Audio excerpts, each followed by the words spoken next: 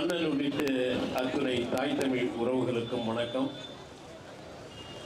வரலாற்றை படி, வரலாற்றை படை, வரலாறாக வாழ் என்று தேசிய தலைவர் சொன்னார்.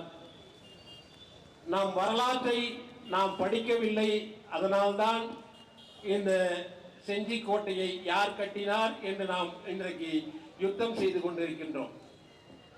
நம் பாட்டன் கோடேரிக்கோன் கட்டியதாக இருந்தாலும் கூட அதிலே ஐயம் எழுப்பி நாங்கள் ஆர்ப்பாட்டம் செய்வோம், போராட்டம் செய்வோம் என்று சொல்வதற்கு காரணம் நம் வரலாற்றை நாம் படிக்கவில்லை. நம் வரலாற்றை படிப்பதற்கு நமக்கு வரலாறு எழுதப்படவில்லையே என்ற ஒரு ஏக்கம் தமிழரிடம் இருக்கின்றது. தமிழ் அறிஞர் பெருமக்களும் சொல்கிறார்கள், தமிழனுக்கென்று ஒரு வரலாறு எழுதப்படவில்லை என்று சொல்கிறார்கள். அப்படி வரலாறு எழுதப்படவில்லை என்பது உண்மையா என்று கேட்டோமையானால் என்னை பொறுத்தவரை அது உண்மை இல்லை என்றுதான் சொல்லுவேன். இந்த நாட்டில், இந்த இந்தியாவில் முதலே கண்டெடுக்கப்பட்ட கல்வெட்டு தமிழ் கல்வெட்டு. இந்த நாட்டில் இந்தியாவில் மிக தொன்மையான கல்வெட்டு தமிழ் கல்வெட்டு. இந்தியாவில் கண்டெடுக்கப்பட்ட கல்வெட்டுகளில் 60 விழுக்காடு கல்வெட்டு தமிழ் கல்வெட்டுகள். அப்படி என்றால் அந்த கல்வெட்டுகள் எல்லாம் ஆய்வு செய்யப்பட்டு விட்டதா? அந்த கல்வெட்டுகளிலே என்ன செய்திகள் இருக்கிறது என்பது பதிப்பிக்கப்பட்டு விட்டதா என்றால் இன்னும் இல்லை. இது கூட பரவாயில்லை. ஆனால் அந்த கிடைத்த கல்வெட்டுகளில் 60 விழுக்காடு கல்வெட்டு தமிழ் கல்வெட்டுகளாக இருந்தும் கூட அந்த கல்வெட்டுகளை ஆய்வு செய்கின்ற அந்த பணியை எங்கே வைத்திருக்கிறார்கள் என்றால் மைசூரிலே வைத்திருக்கின்றார். மைசூரிலே இருக்கிற கன்னடனுக்கு தமிழ் கல்வெட்டுகள் மீது அக்கறை இருக்குமா? அல்லது இங்கே திராவிட ஆட்சி, திராவிட மாடல் ஆட்சி என்று சொல்லிக்கொண்டு இந்த 60 ஆண்டுகளாக ஆண்டு கொண்டிருக்கின்றார்கள், அவர்களுக்கு அக்கறை இருந்தது என்றால் இல்லை. அந்த 60,000 கல்வெட்டுகளிலே ஏறக்குறைய 25,000 கல்வெட்டுகள் அழிந்து விட்டது, படிக்க முடியாமல் போய்விட்டது. மீதம் இருக்கின்ற கல்வெட்டுகளையாவது கொண்டு வந்து தமிழ்நாட்டிலே ஆய்வு செய்தார்களா என்றால் ஆய்வு செய்யவில்லை.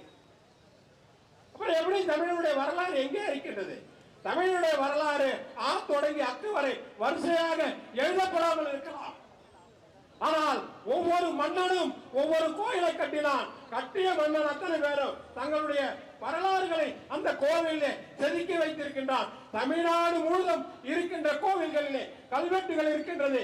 அந்த கல்வெட்டுகள் எல்லாம் படிக்கப்பட்டதா என்றால் இல்லை, பதிப்பிக்கப்பட்டதா என்றால் இல்லை.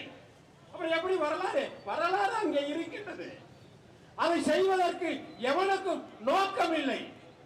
ஆகவேதான் சொல்கிறோம், ஏன் நாம் தமிழ் கட்சி ஆட்சிக்கு வரணும், ஏன் நாம் தமிழ் கட்சி ஆட்சிக்கு வரணும், ஏன் செந்தமிழ் சீமான் ஆட்சிக்கு வரணும் என்று சொல்கிறோம் என்றால் இந்த வரலாறுகளை மெய்ப்பிப்பதற்கு, பதிப்பிப்பதற்கு செந்தமிழ் சீமான் தேவைப்படுகிறார். ஆகவே சொல்கிறோம் நாம் தமிழ் கட்சி ஆட்சிக்கு வர வேண்டும் என்று. இப்ப நாம் என்ன செய்ய வேண்டும்?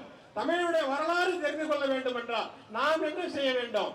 ஒண்ணு இல்ல, கட்சி வேலையை ஒழுங்கா பார்க்கணும். வர 2026 ஆட்சிக்கு வரணும். ஆட்சி கட்டில சிஞ்சார்த்தி கோட்டையில செந்தமன் சீமான் கொடியேற்றணும். கொடியேற்றுகின்ற போது தமிழனுடைய முழு வரலாறு உலகத்துக்கு அறிவிக்கப்படும். நம்ம சொல்லிக்கலாம், கல் தோன்றி மண் தோன்றா காலத்து வாளோடு முன் தோன்றிய முத்தக்குடி என்று நாம் சொல்லிக்கலாம். ஆனா உலகம் ஏற்றுக்கொள்ளாது.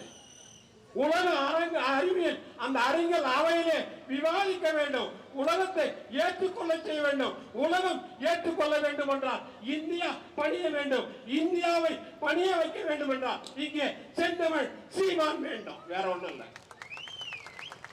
உலகத்தை பணிய வைக்க வேண்டுமானால், இந்தியாவை பணிய வைக்க வேண்டும் என்றால் செந்தமிழ் சீமான் வேண்டும். ஏகப்பட்ட செய்திகளோடு வந்தேன்.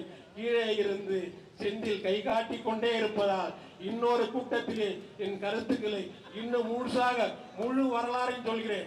ஏன்னா ஜெர்மனியில உனக்கு சொல்ல வந்ததே ஒன்னே ஒன்றுதான். ஜெர்மனியில் ஒரு நூலகத்தில் 2 லட்சம் ஓலைச்சுவடிகள் பதுக்கப்பட்டிருக்கின்ற தமிழனுடைய பொக்கிஷம் ஜெர்மனியிலே இருக்கின்றது. சீகன் பால் இன்னொரு அவருடைய மதம் பரப்பு வந்த 2 குருமார்கள் இங்கிருந்து கடத்தி கொண்டு போனது 1 அல்ல 2 அல்ல 100 அல்ல 2 லட்சம் ஓலைச்சுவடிகள் இன்றைக்கு ஜெர்மனியில இருக்கின்றது. இந்திய அரசு நினைத்தால் அது படியெடுக்கலாம். அது முழுதாக இங்க கொண்டு வர முடியவில்லை என்றாலும் கூட படி எடுக்கலாம். படி எடுத்து அதுல என்ன இருக்கின்றது ஆய்வு பண்ணலாம். ஆனா இந்தியா செய்யுமா? செய்யாது. இந்தியாவை செய்ய வைக்கிறதுக்கு உங்கள் அண்ணன் சீமான் வர வேண்டும். வந்தால் அது சாத்தியப்படும். நன்றி, வணக்கம். நாம் தமிழர்.